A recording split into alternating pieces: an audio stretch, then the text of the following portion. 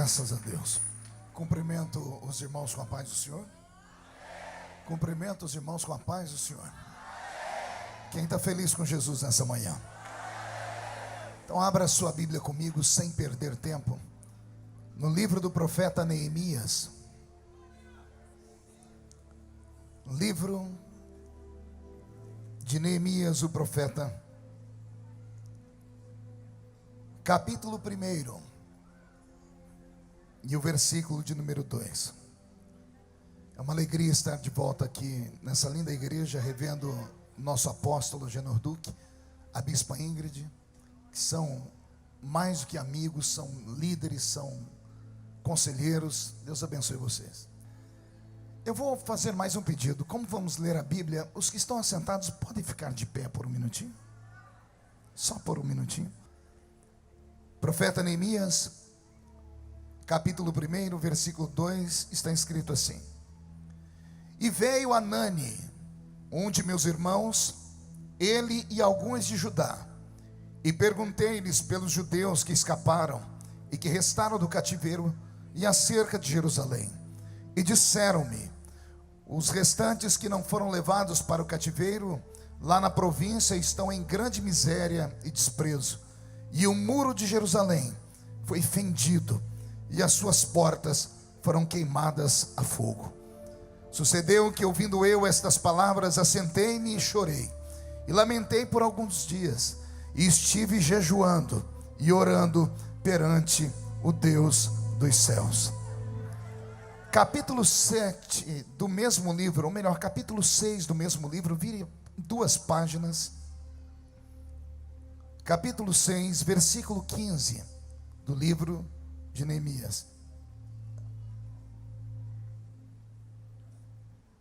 Acabou-se, pois, o muro aos 25 de Elu, em 52 dias. Vou ler de novo.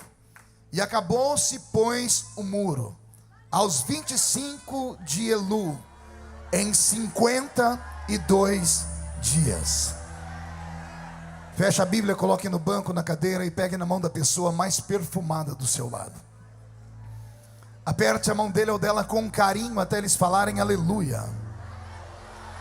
Pentecostal que não faz barulho está com defeito de fabricação, não é? Vamos orar. Pai, nós te exaltamos e te glorificamos, e nós entendemos que dentro de alguns minutos, e esta linda igreja ficará pequena para o tamanho da glória que o Senhor vai mandar do alto dos céus. Os que vieram tristes começaram a saltar de alegria. Os que vieram se arrastando não voltam se arrastando para casa. Hoje voltarão voando nas asas de um novo tempo. E antes que eu comece a ministrar a sua palavra, cerque este santuário com a sua glória. E num raio de 5 quilômetros, onde houver um demônio alojado, eu dou a esses demônios segundos para sumirem daqui, porque se não sumirem, serão queimados pelo poder da sua glória que aqui será derramada. Rasgue os céus sobre este ministério nesta manhã. Mande anjos de fogo descerem aqui. Que estes anjos desçam trazendo brasas de fogo nas mãos. Comecem a esparramar estas brasas entre nós. E onde houver um crente cheio do Espírito Santo, pega ele nesta hora, Senhor. Mostra a sua glória neste lugar e fala conosco. Fala profundamente. É o que eu te peço agora e sempre. E toda a igreja diz amém. Os que podem, tomem o seu assento aplaudindo a Jesus, porque Ele é bom, porque Ele é maravilhoso. Quem está feliz nesta tarde já? Então olhe para a pessoa mais bonita do seu lado e diga para ela: é hoje. E dê um grito daquele tamanho para acordar São Paulo todo.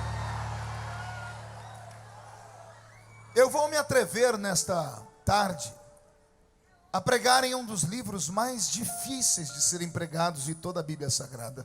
É um desafio para mim, porque o livro de Neemias, a quem eu chamo de profeta, muitos podem não concordar, podem dizer que ele não era profeta, mas apenas um instrumento para o cumprimento da profecia. Mas o profeta não é aquele apenas que fala sobre o futuro, porque a profecia bíblica, ela não apenas revela, ela também conforta e ela ensina. E o próprio nome dele já fala o que ele é: confortado por, ou confortado através de alguém. Esse é o significado da palavra Neemias, o nome dele dado pelo Senhor em hebraico. Um homem que foi confortado por Deus. Ao lermos a história de Neemias, a gente pelo menos se emociona, porque encontramos um judeu escravizado. E pelo que eu li da história dele, eu não queria estar na pele dele, apóstolo Agenor, porque nós conhecemos Neemias como o copeiro do rei. Só que quando estudamos a história, vamos ver que ele tinha contato não apenas com o rei, mas também com a rainha. E a palavra no hebraico dada a copeiro também pode ser traduzida sonoricamente por eunuco.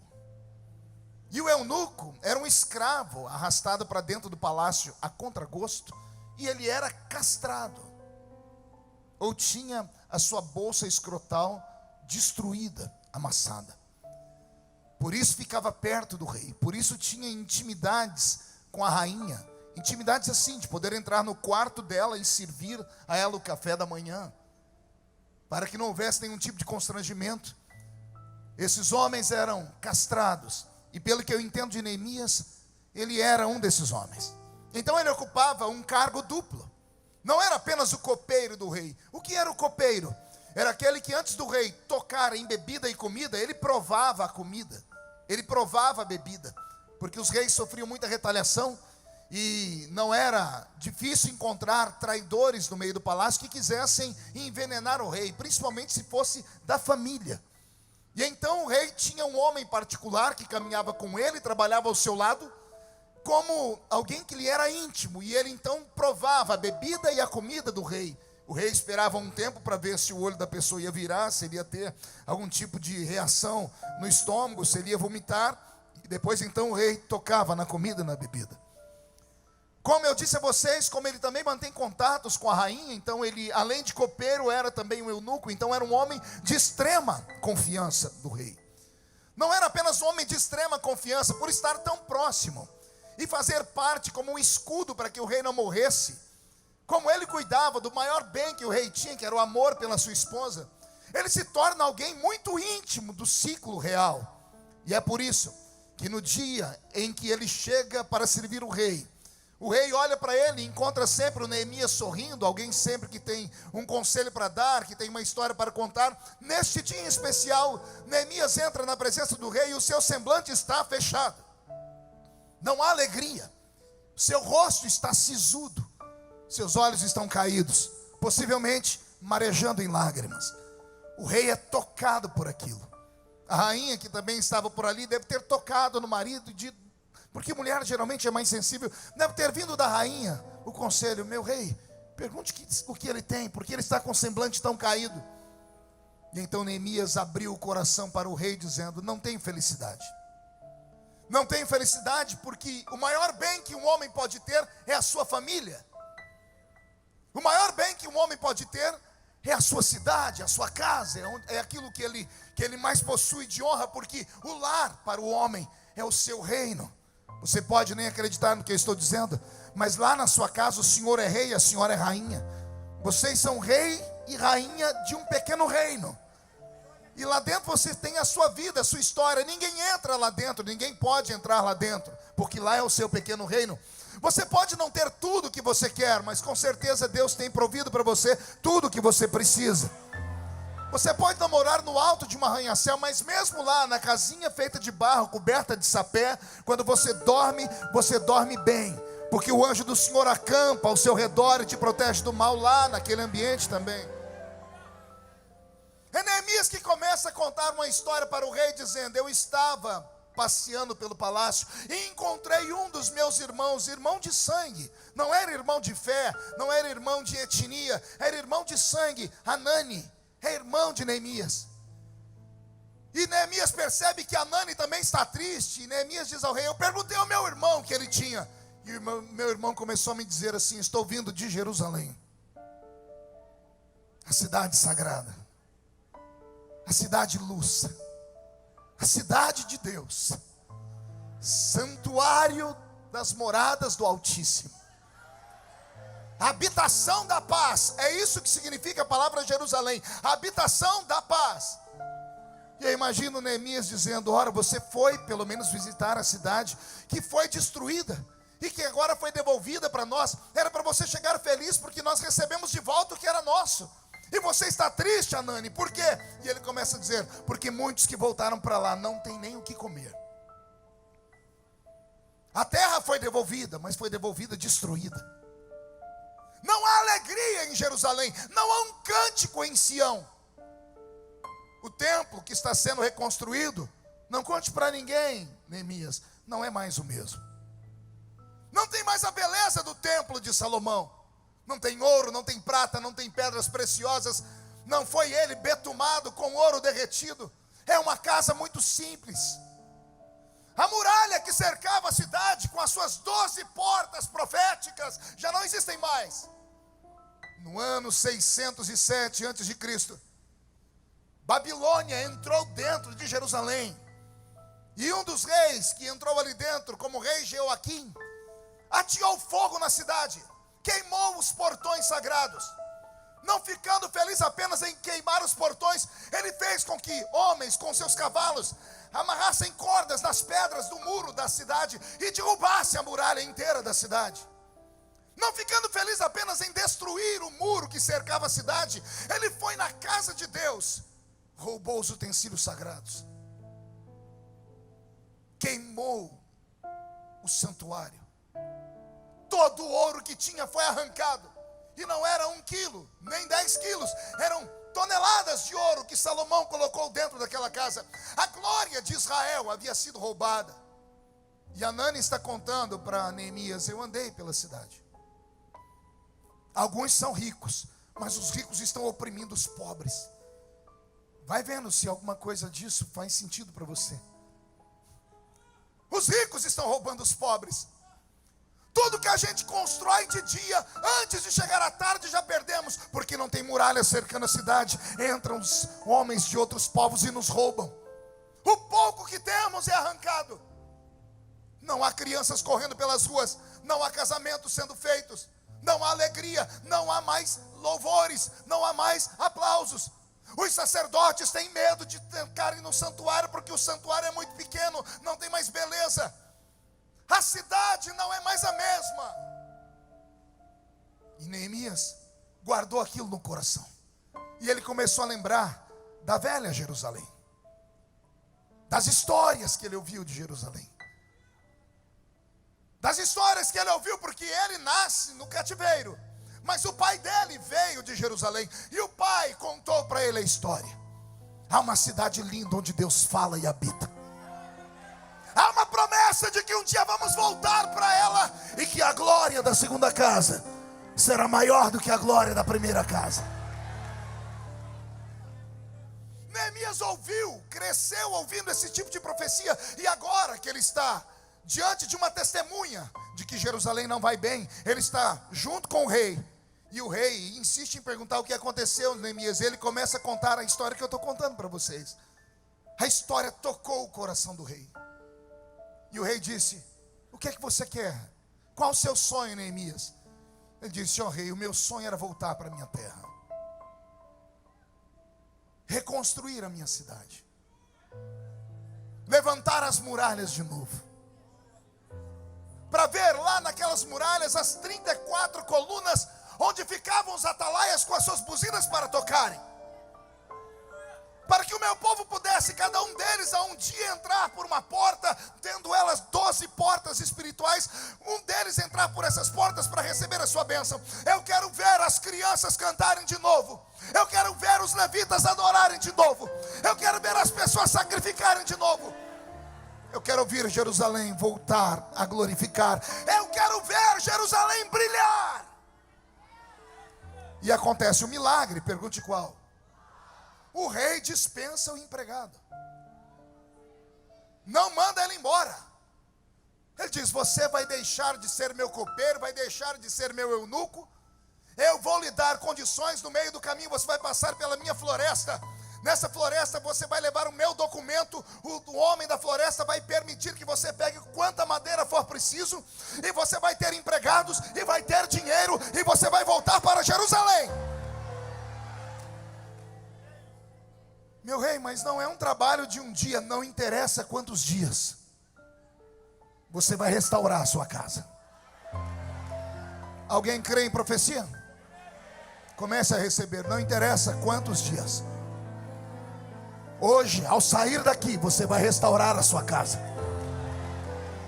Vai haver um reboliço lá na rua onde você mora. Vai haver um reboliço na sua igreja. Vai haver um reboliço no seu trabalho. De hoje até segunda-feira, a tampa da chaleira vai voar na sua casa. Eu estou com a minha barba arrepiada. Deus está falando conosco, e está falando com você em casa também. O Senhor está dizendo que Ele vai usar alguém, e este alguém vai lhe dar condições, e você vai voltar para o seu reino, e o reino que estava caído vai ficar de pé, o que estava destruído será reconstruído, e a glória da segunda casa será maior que a da primeira.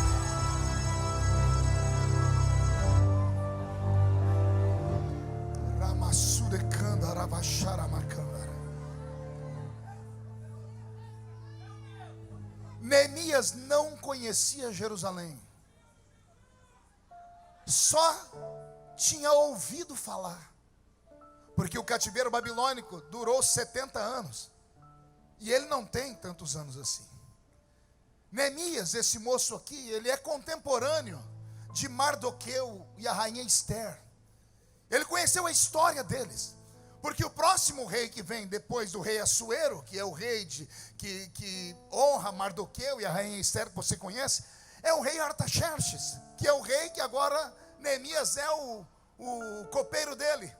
Neemias ouviu as histórias de Jerusalém, mas não conhecia Jerusalém. Quando ele coloca os pés na cidade, a coisa piora. Pergunte por quê. Quando a gente fala, vamos levantar a muralha, a gente pensa logo no muro da nossa casa, né? Qual é o tamanho do muro da sua casa?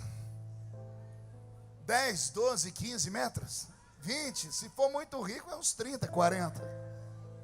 A muralha de Jerusalém tinha mais de 4.000 metros. Era 1 quilômetro quadrado. No ano 1535, se não me falha a memória, na época do Império Otomano, quando os otomanos dominaram Jerusalém, eles levantaram uma muralha ao redor da cidade. Ao levantar a muralha ao redor da cidade, eles mapearam, foi 4.018 metros para levantar. Uma muralha que não era um murinho fino como a sua não. Ela tinha, eu anotei aqui, 12 metros de altura e 8,5 metros de largura. Dava para 2 carros andarem ao redor, em cima da muralha. O Império Otomano, eu estou falando de um reino inteiro, de gente rica, importante, de califas que tinham dinheiro, levaram 3 anos para construir o muro. Aí Deus põe um copeiro, que quando olha o tamanho da cidade, não fugiu. Quando viu que ia ser gasto, não amorteceu, não deu ousadia ao diabo. Não olhou o tamanho da obra, ele olhou a obra pronta, ele enxergou a obra plena. Aí juntou meia dúzia de gente maluca e disse, vamos reconstruir a muralha. Alguém olhou e disse, vai 10 anos, vai uma vida inteira. E não é que ele conseguiu levantar a muralha em 52 dias. 52 dias. O ano tem 52 semanas. Olha que interessante. O que seria para ser uma obra em um ano, e eu falei para vocês que os otomanos levaram 3 anos, ele fez em 52 dias. Só que não foi uma obra onde ele começa a levantar e não teve obstáculos nem problemas. Sempre aparece a desgraça de um Sambalate, de um Tobias, de um Gesem. Sempre aparece aqueles que têm a língua maior do que a gravata do seu pastor. para olhar e dizer assim: esquece, não vai dar conta, isso aí não vai ficar pronto nunca, nunca vai acontecer.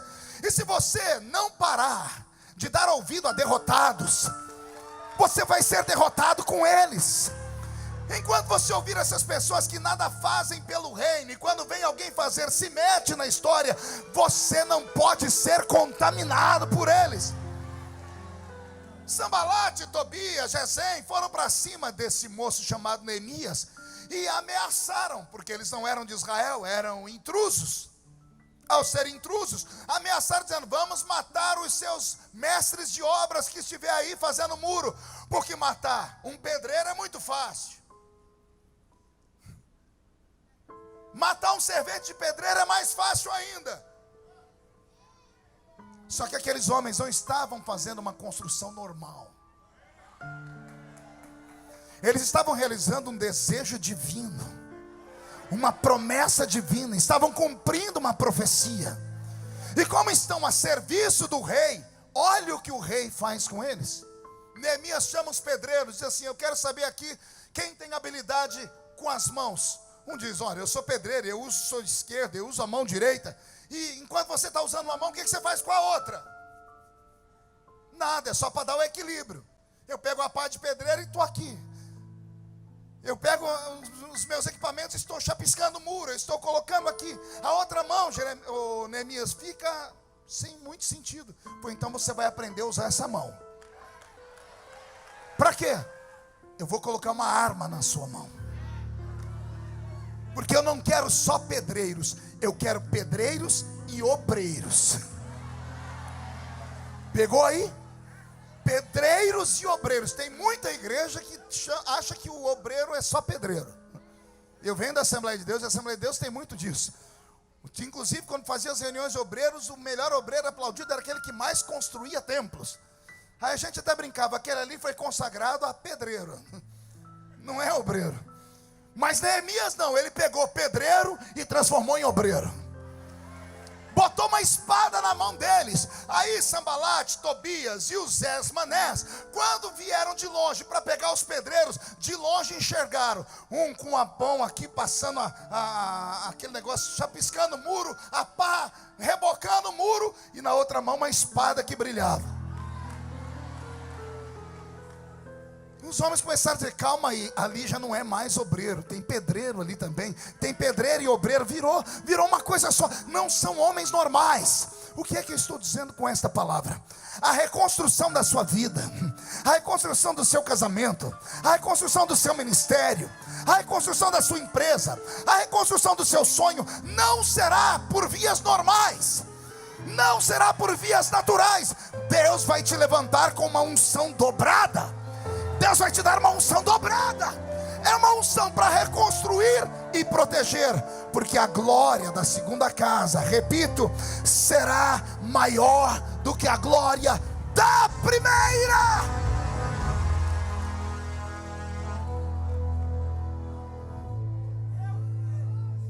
O milagre aconteceu. 52 dias. Nem eles acreditaram no que estavam vendo. Os inimigos ficaram perplexos, porque ameaçaram, chantagearam e não virou nada. Aqueles homens estavam empenhados em trazer de volta a proteção sobre as suas famílias. Não pararam para ouvir derrotados, não pararam para ouvir ameaças, não pararam para ouvir pessoas que só sabem viver de expressar tristeza nos outros. Eu tenho certeza que eles não tinham tempo na hora do almoço para sentar perto de pessoas que usam o seu tempo para destruir o outro. Não tem nada pior do que você chegar no culto e sentar do lado de uma pessoa que está derrotada por natureza. Eu costumo dizer: eu sou pentecostal até o tutano dos ossos. A minha maior angústia era quando eu chegava em alguma igreja, em algum culto, empolgado. Sentava, porque eu sabia que a minha vitória ia chegar. Sentava do lado de um crente e eu me abria e dizia assim: a paz do Senhor. E a criatura respondia assim: Inhô. Que desgraça. Você pergunta a pessoa: sua mãe está bem? A pessoa diz: nem meu pai. Eu fico imaginando o que essa criatura tem. Ah, pastor, o senhor não sabe dos problemas que eu tenho. A minha cidade está destruída, eu não tenho muros. Ei, e ficar desse jeito ajuda? Alimentar demônios ajuda? Não, nunca ouviu isso? Então aprenda. Cara feia alimenta demônios. Assim como palavras depressivas alimentam demônios. E se não alimentam demônios, pelo menos joga você para baixo. É só você olhar do seu lado agora. Olha a cara da criatura que está do seu lado. Parece que foi batizada num pote de vinagre.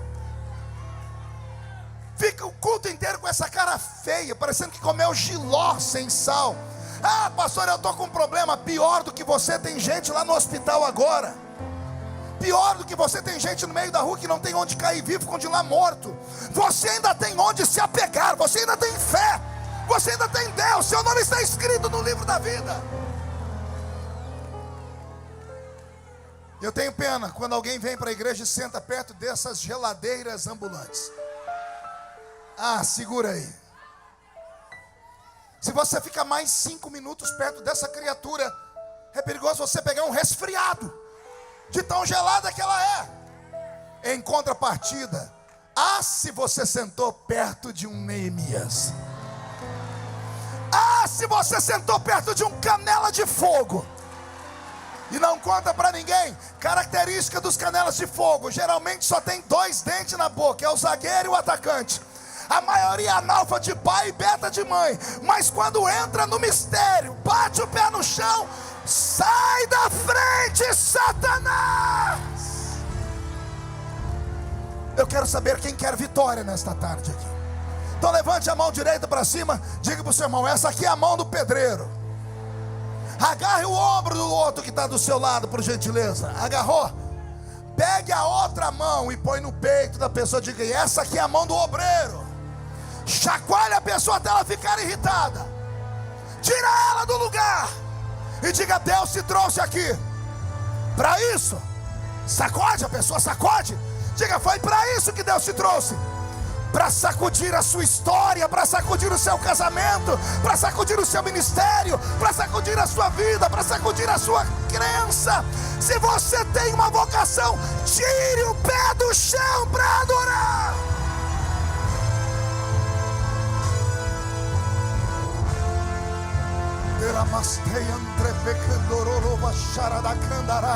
Recebe, Brasil, recebe a unção da reconstrução. Se levantarem 11.000 demônios contra ti nesta tarde, 1.000 cai de um lado, 10.000 cai do outro lado, e você não pode ser atingido. Nenhuma arma forjada contra ti prosperará. A minha Bíblia diz que o justo cai, mas Deus de todas elas o coloca de pé. Esta é a tarde da reconstrução. Recebe essa inspiração e dê um grito para acordar o Brasil inteiro. Senta aí, Neemias. Esta palavra não é para gente normal. Pergunte por que não. Porque os normais só conseguem acreditar naquilo que faz sentido. Normais só acreditam naquilo que é lógico, naquilo que pode ser reproduzido em um laboratório através da química, da física e da matemática. Normais são aqueles que só acreditam em profecias ou promessas que são simples. Isso aqui não é para gente simples. Isso aqui é para gente doida. É para gente maluca. Por quê, pastor? Porque todo maluco é atrevido. Esses malucos vão chegar em casa, vão se atracar a esta promessa, vão ver o lugar onde tinha muro, não tem mais nem tijolo, mas vão enxergar uma muralha e vão começar a trabalhar. Anote o que eu estou dizendo: vai haver um reboliço na sua família, na sua casa, na sua história, e ninguém tem nada a ver com isso.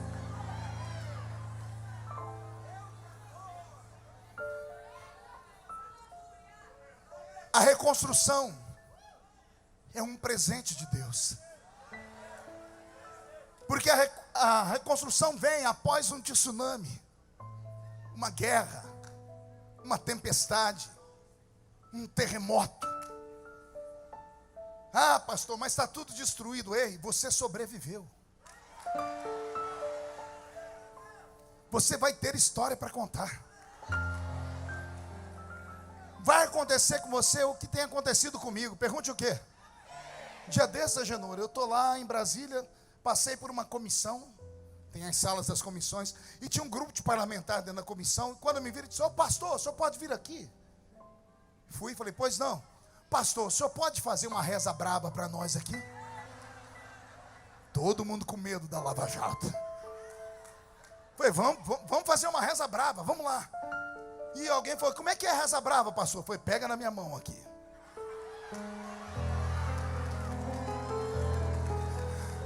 E eu entrei naquele lugar que você conhece. Passei pelo átrio, lugar santo. Quando eu cheguei no Santo dos Santos, bati o pé no chão e dei um grito. Quando terminei, eu olhei, tinha uns assim. E tinha outros assim. Quando eu estava, falei: tá bom, senhores, posso ir? Um desses: o senhor, pastor, o senhor tem o corpo fechado, né? Eu falei: é claro que eu tenho. Ô pastor, ensina nós a ter o corpo fechado. Eu falei: ensino.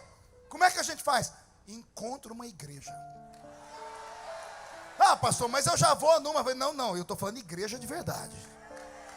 Naquelas que ninguém entra por causa do barulho. Naquelas que as pessoas é tudo louca, que você passa, parece que tem uns lá que recebe o espírito do Bruce Lee. E aí eu falo: por quê, pastor? Foi: porque no meio desse povo, se eu conheço o meu Deus, Ele vai tomar um deles e vai falar com você o que você tem que fazer, porque Deus ainda tem os seus profetas.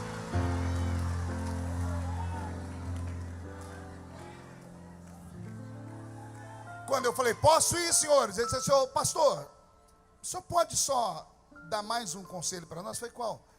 Como é que faz para a gente ter o corpo fechado assim, igual o senhor tem, igualzinho? E eu falei: eu tenho o corpo fechado por quê? Eu falei: pastor, nada pega no senhor. Tudo que era para pegar no senhor, para te destruir, te deixa mais famoso. A gente fala: agora morreu. Esses dias atrás botaram um apelido em mim, me chamam de Highlander. Eu nem sabia o que era isso, fui ver: imortal.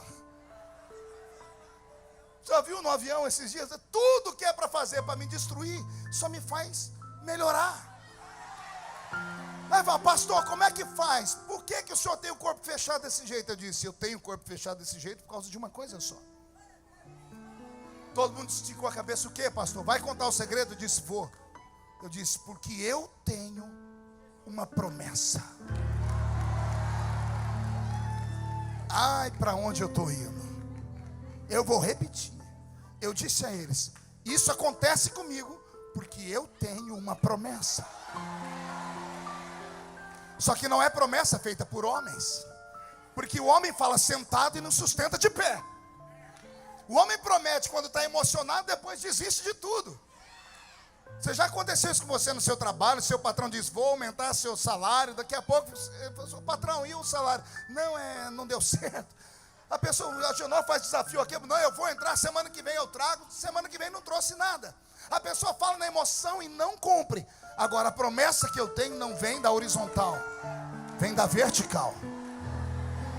E esse que prometeu deixou na palavra dele escrito assim: não sou homem para mentir, nem filho do homem para me arrepender das coisas que falo. Quando o filho dele passou por este mundo, ele sancionou essa lei dizendo: passa o céu, passa a terra, mas as minhas palavras não podem passar jamais. Deixa eu fazer uma pergunta: quem aqui tem uma promessa desse tamanho? Então murcha a barriga, estufe o peito e bate no peito até fazer barulho. Levanta esse queixo, bate no peito e diga para a pessoa do seu lado: a minha muralha vai ser reconstruída. A minha cidade, meu casamento, meu ministério, minha família, minha saúde vai ser reconstruída, porque eu tenho uma promessa de Deus. Só quem tem promessa não grita não. Dá um berro de glória a Deus para todo mundo ouvir.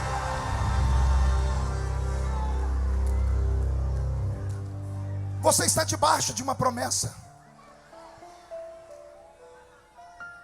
Deus fez uma promessa: Israel, eu te levo cativo, mas não te abandono, eu te trago de volta. O cativeiro pode ser destruição para qualquer um, menos para quem serve a Deus. Até quando você vai deixar de entender Deus? Você acha mesmo que o diabo, esse infeliz, pode tocar na sua vida a qualquer hora, a qualquer momento? Tudo que acontece na vida do crente, eu disse tudo, não é um pedaço, tudo que acontece na vida do crente, quer seja coisas boas ou ruins, ou Deus mandou, ou Deus permitiu. Pastor, Deus é sádico? É claro que não. Então por que Ele deixou passar por esse funil? Porque Ele quer te melhorar. Quem já leu Jó deve ter filosofado: porque Deus deixou o diabo tocar em Jó? Simples. Deus olhou Jó, elogiou Jó e disse: ele é tão bom, tão abençoado, que o que ele tem é pouco. E eu não posso dar a ele, a não ser que eu quebre leis. E eu não vou quebrar leis. Eu só posso dar a ele em dobro se alguém roubar dele. Então eu deixo o diabo roubar, e depois faço o próprio diabo vir para devolver em dobro. Você não entendeu? Eu vou falar de novo. Esse que agora te atormenta, que pensa que é seu inimigo, ele é seu amigo. Só que ele não sabe disso ainda. Não entendeu? Vou falar de novo. O seu inimigo, ele é seu amigo. Só que ele não sabe disso. Diga assim para mim: prova, pastor. Meu Deus, já preguei nesse púlpito aqui. Eu acho que eu sou o único pregador que defendo Penina. Alguém lembra de Penina na Bíblia? A opositora de Ana? Todo mundo espanca Penina. Eu sou o único que defendi Penina até hoje. Pergunte por quê? Se Penina não atormenta Ana, Ana não chora. Se Ana não chora, Ana não geme. Se Ana não geme, o sacerdote gordo e cego, lá da Bíblia, o povo é triste, o povo é maldoso aqui, não. O sacerdote Eli não vai lá com a coxa de frango, com a barba cheia de gordura, ver Ana chorar no altar. E ele vai dizer assim para ela: ô, isso é hora de estar bêbada, é? Ana podia ter corrido, falou: não volto mais nessa igreja nunca mais. Dei meu dízimo à toa, porque ela tinha acabado de dizimar. Mas ela olha para o sacerdote e diz o que para ele? A tua serva não está bêbada, está chorando. Eli ficou com tanta vergonha que ele abriu os olhos e disse: está chorando por quê? Porque eu não tenho filhos. Ele limpa a boca, tira a gordura e diz: assim diz o Senhor, dentro de um tempo você vai entrar por esta porta trazendo o seu filho. Aí nasceu Samuel. Aí nasceu quem? Então a matemática é essa: sem Penina não tem choro de Ana. Sem choro de Ana não tem gemido. Sem gemido não tem problema provocado pelo sacerdote. Se o sacerdote não comete pecado, ele não se arrepende. Se ele não se arrepende, ele não profetiza. Se ele não profetiza, Samuel não nasce. Eu passei a vida inteira vendo todo mundo gritando: maldito Golias, desgraçado, infeliz. Ai, Jesus, quando você chegar no céu, pergunta para Davi: Davi, o que você achava de Golias? Para todo mundo ele vai dizer assim: era um miserável. Mas num cantinho ele vai dizer assim: ai, se não fosse Golias. Não entendeu? Sem Golias, Davi não aparece como gigante de Deus na terra. Você está entendendo onde eu quero chegar? Sambalate, Tobias, Gesem, sua sogra, sua cunhada, seu vizinho, seu patrão, seu amigo, com todo respeito, seu pastor, são meros instrumentos para te provocar. Vou falar de novo. Deus está te provocando. Vou falar de novo. Deus está te provocando para ver até onde você vai, Deus não quer ver você sentado, de braço cruzado, com esse peitinho murcho, parecendo que tomou uma pedrada, olhando, passando o culto inteiro filosofando em lágrimas, dizendo to be or not to be, that's the question. Não! Deus quer te ver revoltado. Deus quer te ver segurar essa cadeira por baixo. É hoje que eu saio daqui e agarro o diabo pelo chifre, e esfrego o focinho dele no chão, e mostro para ele que eu não nasci para ser humilhado, eu nasci para ser exaltado e abençoado. Jerusalém será reconstruída 52 dias. Ai meu Deus, falei, me arrepiou tudo. Repito, 52 dias. Se alguém crê em profecia, anote aí: 52 dias, e os seus inimigos vão se curvar.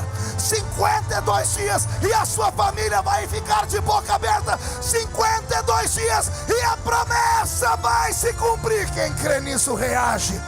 Reage, reage, reage.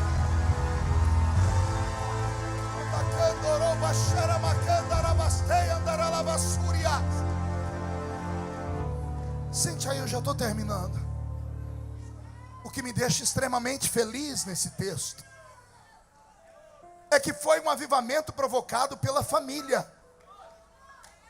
Isso eu não tinha preparado, desceu agora. Esse avivamento é provocado pela família. Pergunte por quê? Neemias no palácio encontra o irmão dele. Família. Deixa eu te dar uma palavra. Lute pela sua família. Defenda a sua família.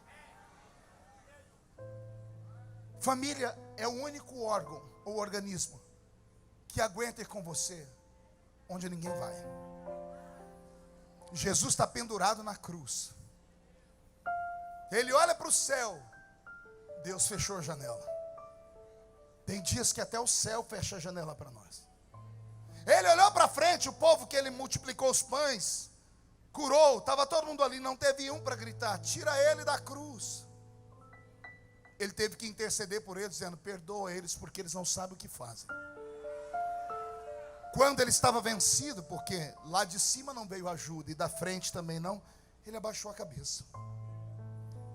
Quando ele abaixou a cabeça, ele viu lá no pé da cruz a mãe dele.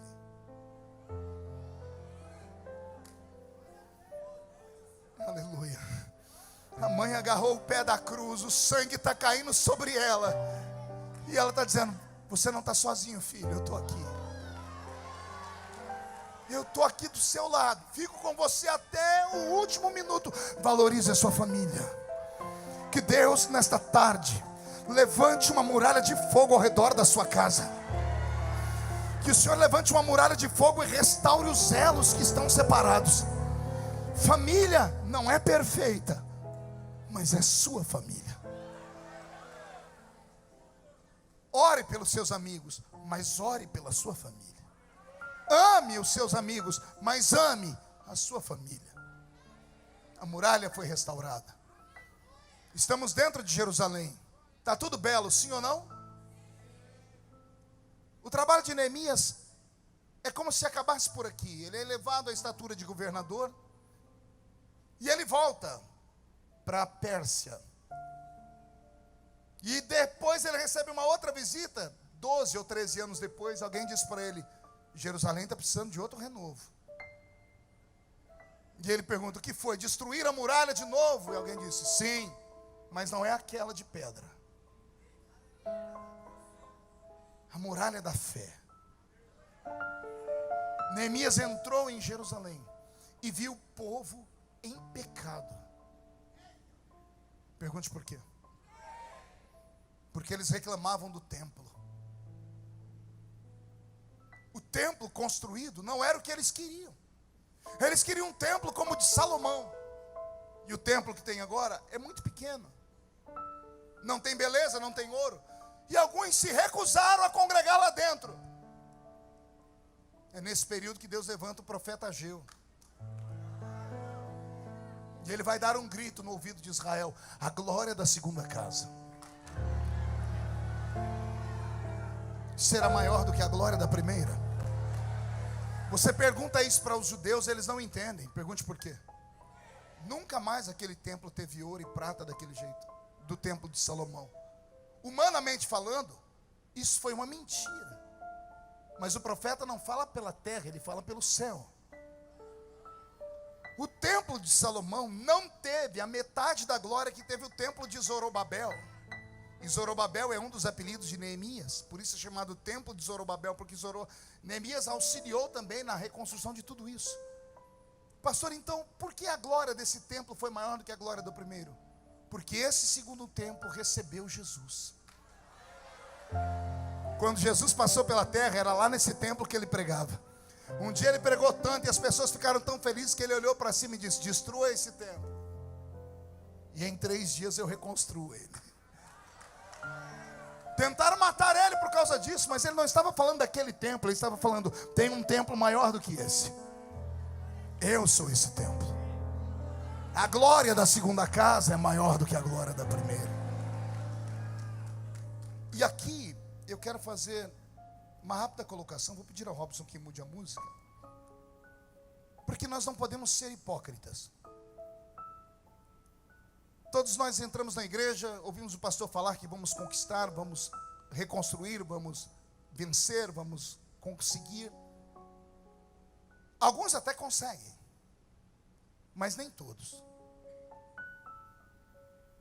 Eu queria que você perguntasse para alguém que teve o casamento dissolvido uma vez, por causa de uma traição, e que reconstruiu o casamento. Queria que você perguntasse para ele se a glória da segunda casa é maior que a da primeira.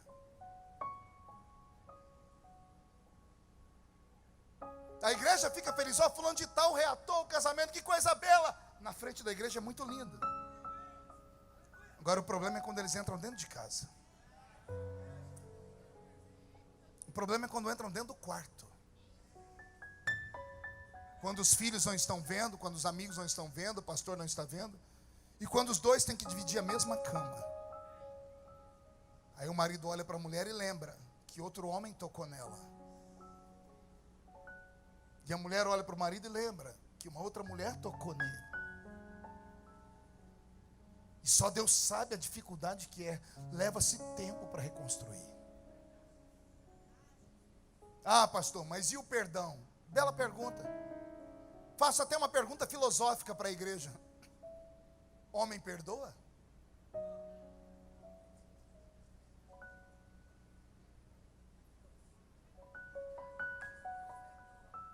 Se perdão é esquecimento, homem não perdoa. O que é o perdão para o homem? É uma escolha. Eu escolho caminhar junto. Eu escolho conviver junto. Eu escolho manter o sagrado matrimônio. Mas não espere que vai ser fácil. É uma luta diária. É todos os dias ter que pegar a argamassa e passar no muro de novo. Porque o muro está em pé, de vez em quando ele trinca. E se você não for lá e colocar uma massinha nele, daqui a pouco ele se arrebenta de novo. Então a reconstrução depende mais de você do que de Deus. Deus faz a parte dele. Qual é? Usa um profeta para te empolgar, dizendo: eu estou te vendo, você não está sozinho. Só que quando você entra dentro da sua Jerusalém, é você quem tem que fazer o templo ser glorioso. O Senhor te trouxe hoje aqui para te dizer: vai em frente, vai dar certo. O vaso só pode ser quebrado na mão do oleiro. Quantas vezes na igreja eu estou lá no culto e a gente começa: desemboca o vaso, Jesus, enche de azeite, enche de azeite. Aí tem uma hora que a gente grita: quebra o vaso, Jesus. Segura aí. Eu quero ser, Senhor amado, como um vaso nas mãos. E agora? Segura, segura, segura. Quebra a minha vida,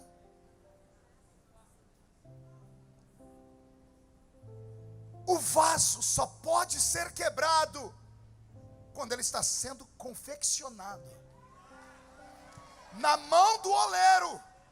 Pergunte por quê? Se quebrar, o oleiro pega água, amassa, tritura, faz pó e refaz o vaso. Aí o oleiro constrói o vaso de novo. Depois que o vaso está pronto e é vendido,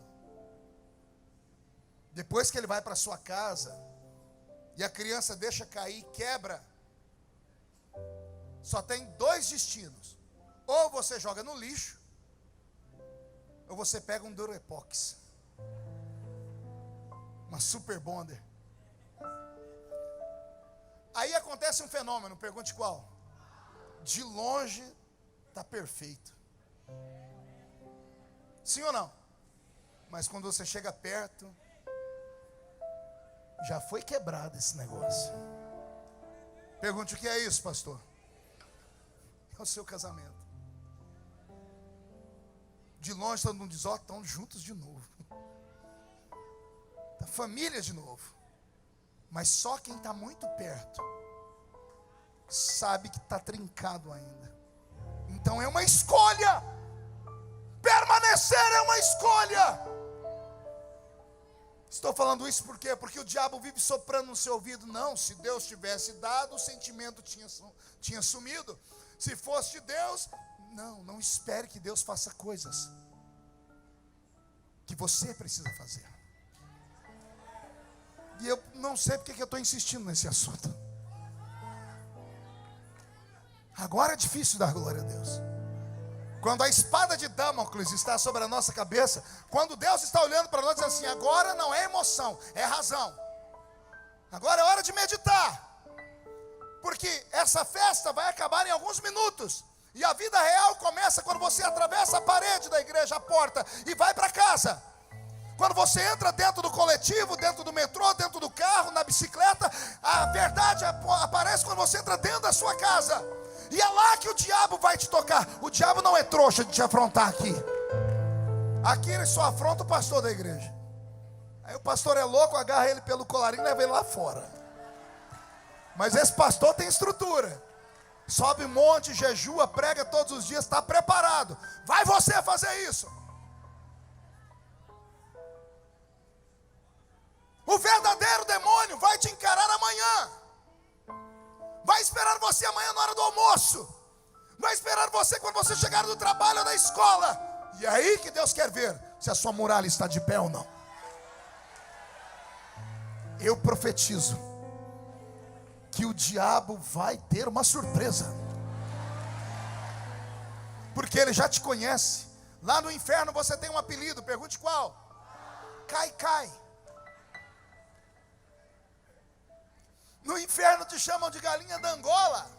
Pergunte por quê? Tô fraco. O diabo te deixa entrar até ali. Por que você acha que quando eu prego, eu peço para Jesus dar um círculo de 5 quilômetros? O diabo não é trouxa de se manifestar enquanto eu estou pregando. E quando algum deles se manifesta, eu dou risada. Pergunte por quê? Demônio kamikaze. Cansou de viver, quer se suicidar. Não é verdade, Genor? Imagina 7.800 crentes cheios do Espírito Santo. O infeliz resolve se manifestar aqui.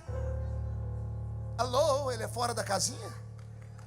Não, ele cansou de viver e sabe que só tem um poder na terra capaz de mandar ele para o abismo. É você.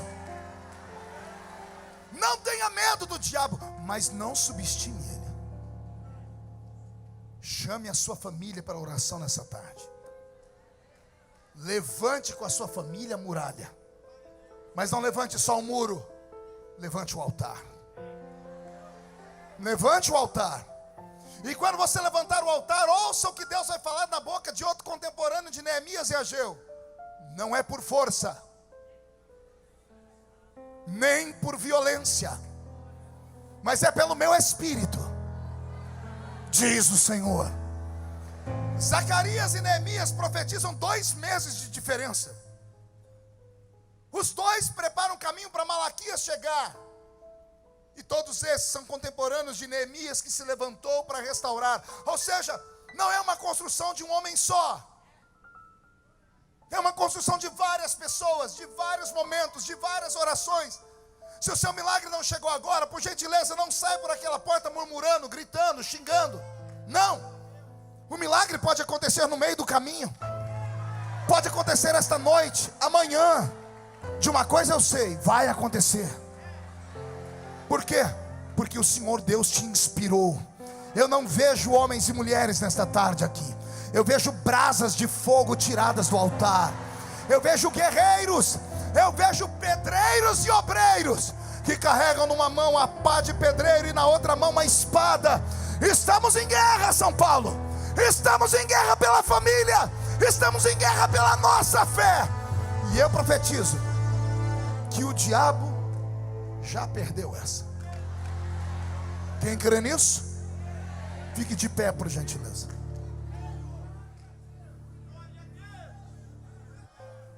Pegue na mão de quem está do seu lado.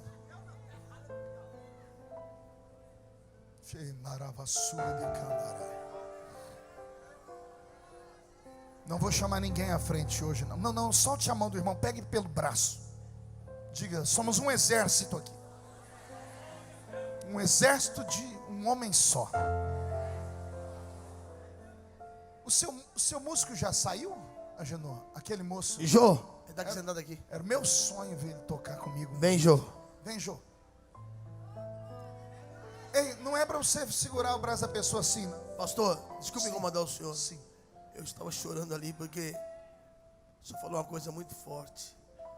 Por maior que seja a destruição, a gente sobreviveu.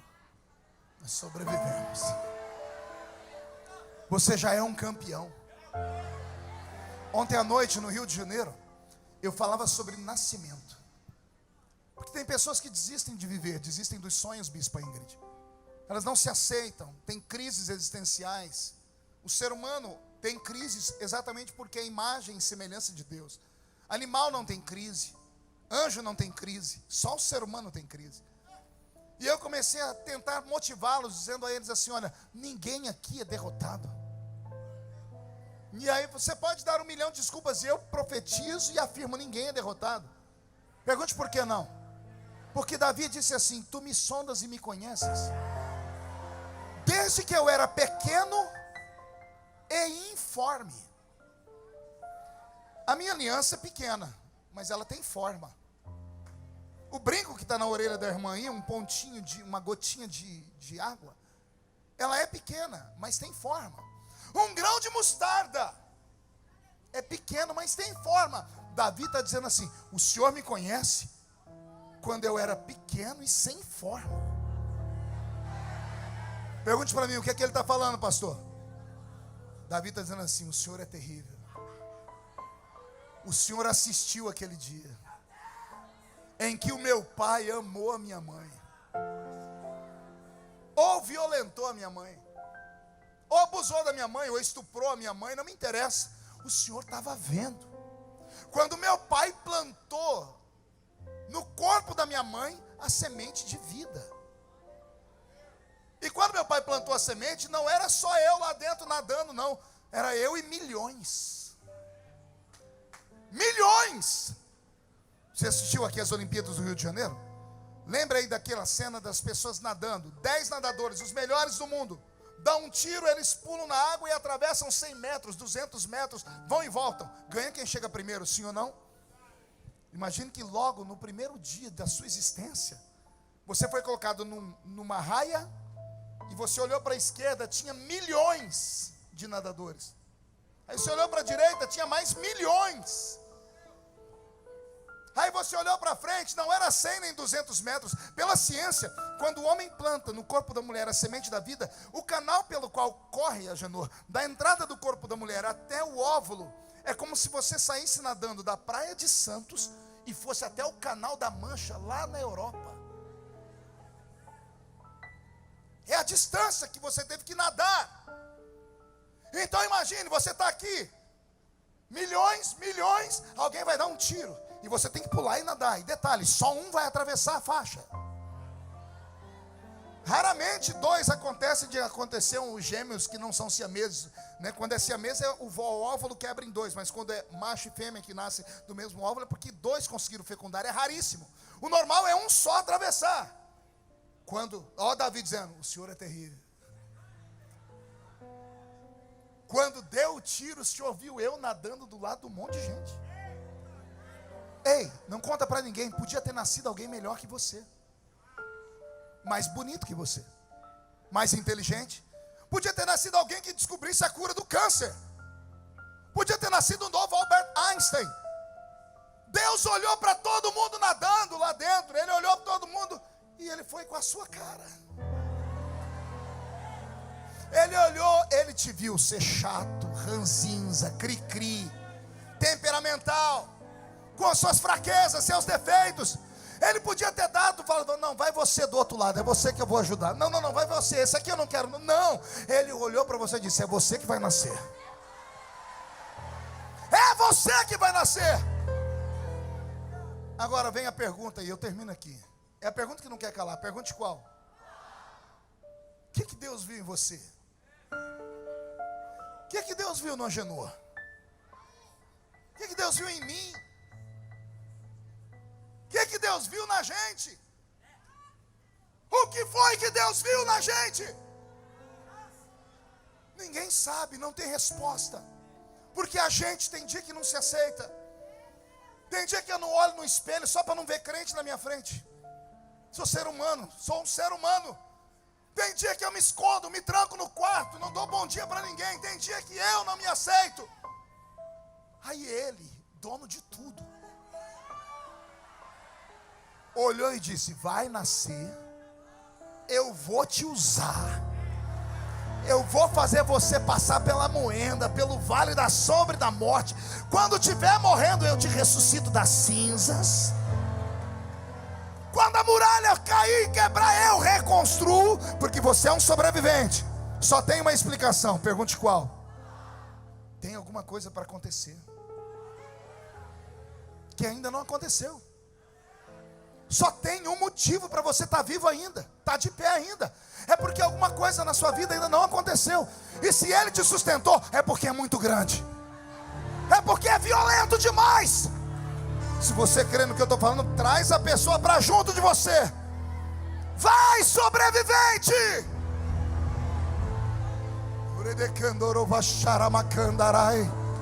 Eu vou fazer uma oração e o meu irmão vai cantar. Deixa a sua inspiração, Deus te deu um hino. Pai, eu oro nesta tarde. Eu oro pelos meus irmãos. Eu oro pelos meus irmãos que passearam por Jerusalém e viram os muros destruídos, os portões queimados no fogo. Eu oro por aqueles que são pobres e estão sendo oprimidos pelos ricos. Eu oro por aqueles que perderam a fé no meio do caminho. Eu oro pelos casamentos que estão por um fio. Eu oro pelos filhos que estão nas drogas. Eu oro pelas empresas que aqui estão representadas, que sofreram traição dos sócios.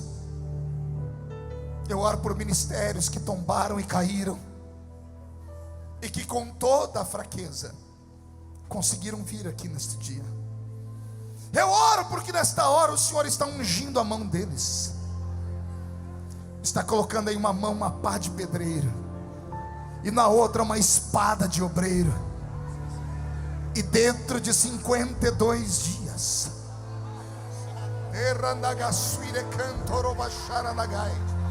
dentro de 52 dias, o vento vai soprar, as trombetas vão soar, as emissoras de rádio e televisão vão noticiar, os vizinhos vão ficar espantados. Vai haver um reboliço acontecendo.